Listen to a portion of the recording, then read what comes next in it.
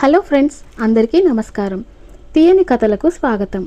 బంగారు కొడుకు అనే జానపద నవల రెండవ భాగం వినేద్దామండి. స్నానాలు అయిన వెంటనే జలతారు బట్టలు వచ్చాయి. అవి ఎంతో అందంగా ఉన్నాయి. పిండి వంటలతో భోజనం సిద్ధమైంది. అప్సరసలు ముగ్గురు వారు భోజనం చేస్తుండగా దగ్గర కూర్చొని రకరకాల కబుర్లు చెప్పారు. వారు ఎవరో మాత్రం చెప్పలేదు.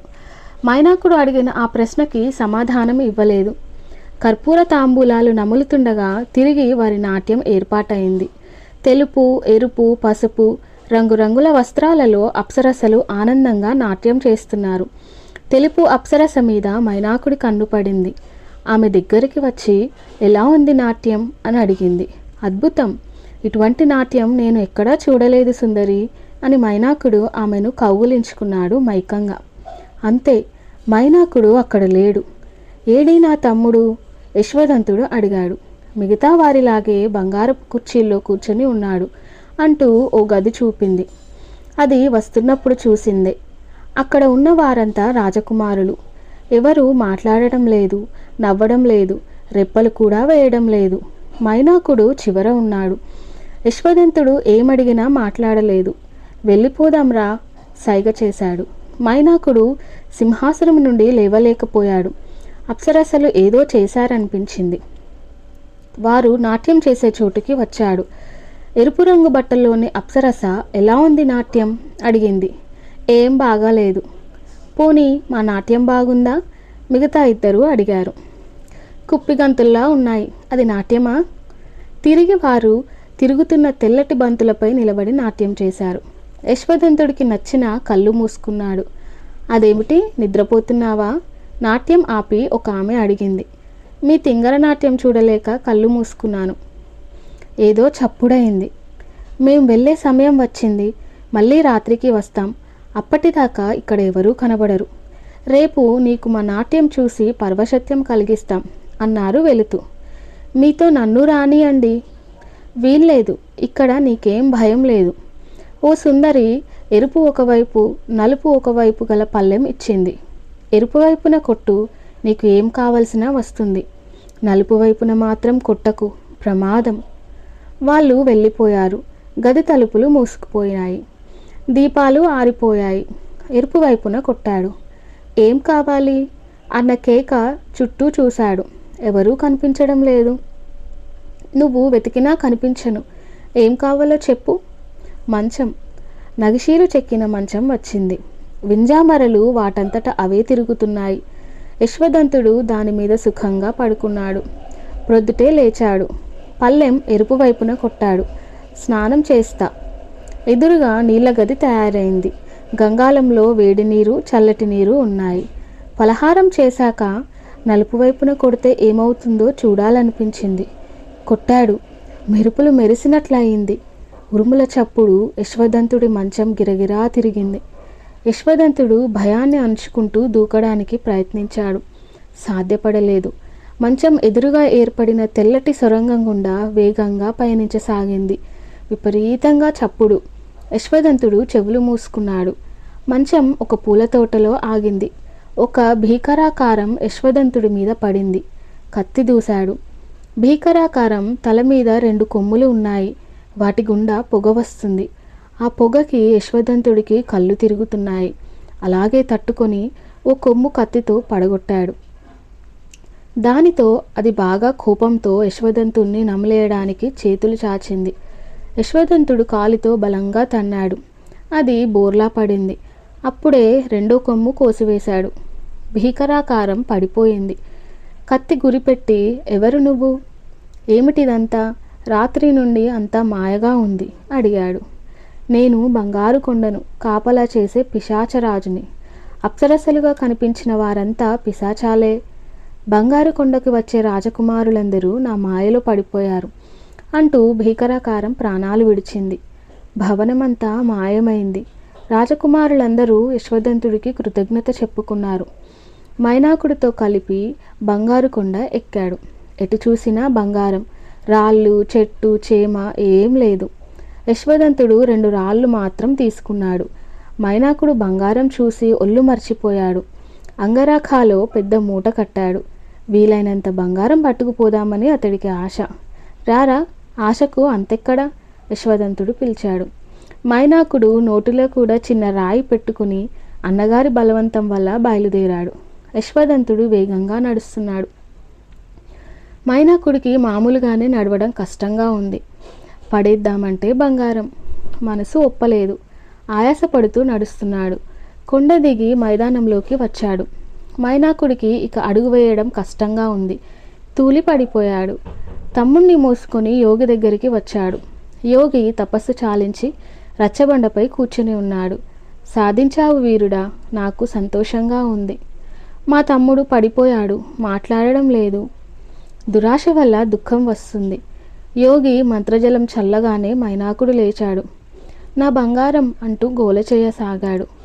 మూయలేని బంగారం దేనికి? అయినా ఆశకి అంతెక్కడా? బంగారు కొండకు మోసుకుపోయినా తృప్తి కలుగుతుందా? సుఖం సంపదలో లేదు, తృప్తిలో ఉంది. యోగి మందలించాడు మైనాకుణ్ణి. యశ్వదంతుణ్ణి ప్రశంసించాడు. సాహసం వల్ల బంగారు కొండ చేరుకున్న దురాశపడలేదు. ఇది నీ గొప్పతనాన్ని చాటుతోంది. ఈ దీవి నుండి బయటపడే మార్గం చెప్పండి. యోగి వారికి ఓ తెల్లటి విత్తనాన్ని ఇచ్చాడు. సముద్రం దగ్గరికి వెళ్ళిపోండి. అక్కడ పెద్ద చేప ఉంటుంది. దాని మీద ఎక్కి కూర్చోండి. అది ఎక్కడ ఆగితే అక్కడ దిగి ఈ విత్తనాన్ని పాతిపెట్టి కళ్ళు మూసుకొని కూర్చోండి.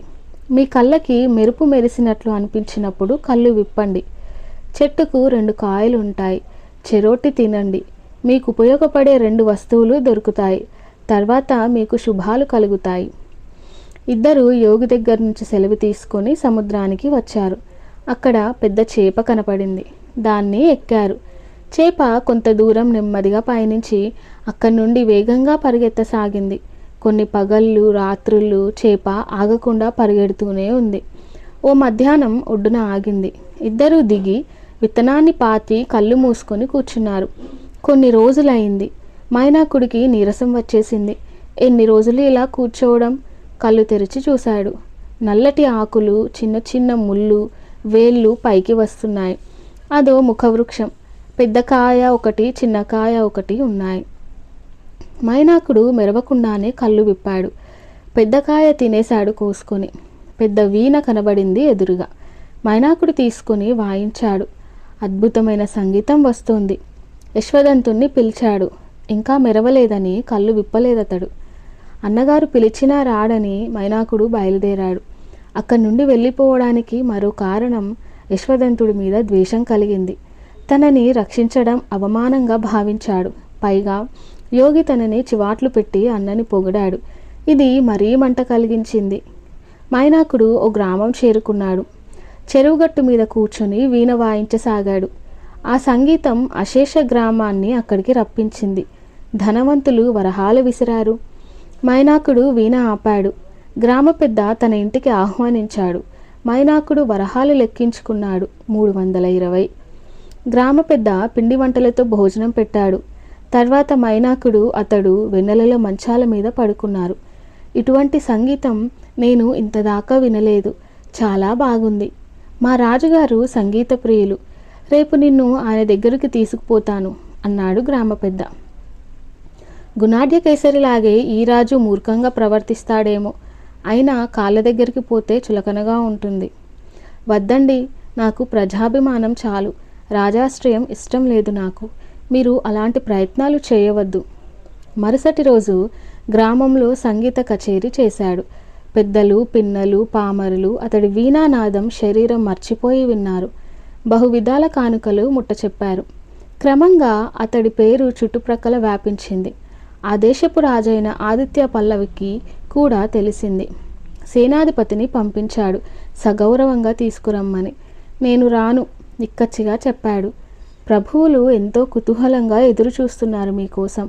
ఏం కోరినా ఇస్తారు సేనాధిపతి చెప్పాడు. ఏమిచ్చినా రాను. సేనాధిపతి పోయి చెప్పాడు మహారాజుకి. ప్రక్కనే ఉన్న మహామంత్రికి కోపం వచ్చింది. ప్రభువులు రమ్మంటే రానని తిరస్కరిస్తాడా?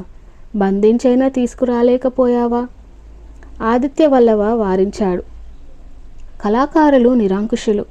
వారి భయపెట్టి లాభం లేదు. రేపు మీరు స్వయంగా వెళ్ళి 10,000 వరహాలు సమర్పించి మా ఆహ్వానం అందజేయండి అమాత్య. మహామంత్రి బయలుదేరి వెళ్ళాడు. మైనాకుడు అప్పుడు వీణ వాయిస్తున్నాడు. గ్రామమంతా అతడి ముందు ఉంది. మహామంత్రి కూడా పరవశుడయ్యాడు. ఆఖరిన మహారాజు బహుమానం అందజేశాడు. రమ్మని కోరాడు. రాజుల కొలువు నాకు ఇష్టం లేదు. నా సంగీతం వినాలంటే మహారాజునే ఇక్కడికి రమ్మనండి. ఆ అహంకార భావానికి మహామంత్రికి కోపం వచ్చింది. కానీ బయట పెట్టలేదు. గ్రామ పెద్ద కూడా బ్రతిమాలాడు. పెద్దవారిని మన్నించాలి నాయన. మహారాజు ఎన్నో గౌరవాలు చేస్తారు. వెళ్ళు. లాభం లేదండి, నేను వెళ్ళను. మహామంత్రి ఇక మాట్లాడిన సుఖం లేదని అక్కడి నుండి బయలుదేరి విడిది చేసిన గుడారానికి వచ్చాడు. వట్టి చేతులతో తిరిగిపోవడం ఇష్టం లేదు. మహారాజు ఆత్రంగా ఉన్నాడు. జరిగింది చెబితే బాధపడవచ్చు. ఎలాగైనా మైనాకుడిని తీసుకుపోవాలి. మైనాకుడి సంపాదన ఎక్కువయ్యాక వేరే ఇంటిలో ఉంటున్నాడు. మంత్రి భటుణ్ణి పంపి మైనాకుడి వీణలాగే ఉండే వీణని తెప్పించాడు. రాత్రి దీన్ని మైనాకుడి ఇంటిలో పెట్టి మైనాకుడి వీణ పట్టుకురా, ఎవరికీ తెలియకూడదు. భటుడు అలాగే చేశాడు. చుట్టుపక్కల గ్రామాల నుంచి జమీందారులు, ధనవంతులు ఆ రోజు సంగీత కచేరీకి వచ్చారు. మైనాకుడు వీణ పట్టుకున్నాడు. అది ఎటువంటి రాగాలు పలికించలేదు. శతవిధాలా ప్రయత్నించాడు. లాభం లేకపోయింది. ఇదేమిటి ఇలా జరిగింది? ముట్టుకుంటే చాలు అద్భుత రాగాలు పలికించే వీణ మూగపోయిందేం? మైనాకుడి సంగీతంతో ఎలాంటి ప్రవేశం లేదు. ఏదోలా కచేరీ ముగించడానికి. ఆరోగ్యం బాగాలేదని విరమించాడు. అందరూ ఎంతో ఆశాభంగం చెందారు. మర్నాడు వచ్చారు. ఆ రోజు వీణ పలకలేదు. విసిగొచ్చి అందరూ వెళ్ళిపోయారు. నలుగురు 4 మాటలు అనడం అతనికి బాధ వేసింది. ఏం చేయాలో కూడా తోచలేదు. చల్లగాలి కోసం ఏటి ఒడ్డున విహరిస్తున్నాడు. మహామంత్రి అదే దారిన పోతూ దగ్గరికి వచ్చాడు. మీ వీణ మూగనము పట్టిందట? మహామంత్రి అడిగాడు. మరే, అంటే మహాత్యం వీణలో ఉంది, మీలో లేదన్నమాట కదా? అదేం కాదు. మరి ఏమైనా ఎందుకు వాయించలేదు? మైనాకుడు మాట్లాడలేదు. మీ వీణ నాకు దొరికింది. ఎవడో దొంగిలించి పట్టుకుపోతుంటే నేను పట్టుకున్నాను. ప్రాణం లేచి వచ్చింది. అది దివ్యవీణ కాదు. అందుకే ముప్పు తిప్పలు పెట్టింది. మోసాన్ని కనిపెట్టలేకపోయాడు. నా వీణ ఇచ్చేయండి. మరి మహారాజు దగ్గరికి వస్తారా? వస్తాను. మహామంత్రి తనలో మైనాకుడిని రాజభవనానికి తీసుకుపోయాడు. ఎత్తు ఫలించింది. ఆ రోజు దర్బారులో మైనాకుడి వీణానాదం అందరినీ పరవశుల్ని చేసింది. ఆదిత్య వల్లవ ఆనందంతో కౌగిలించుకున్నాడు. మీలాంటి కళాకారులు నా దగ్గర ఉండాలి. మీరు ఏం కోరినా ఇస్తాను. నన్ను నిరాశపరచక నా సభలో ఉండమని ప్రార్థిస్తున్నాను. మైనాకుడికి కావాల్సింది అదే. ఇంతదాకా బెట్టు చేశాడు. ఇలా చేయడం వల్ల తన విలువ పెరిగింది. సరే, మిమ్మల్ని కాదంటానా ప్రభు? మహారాజు సంతోషించాడు.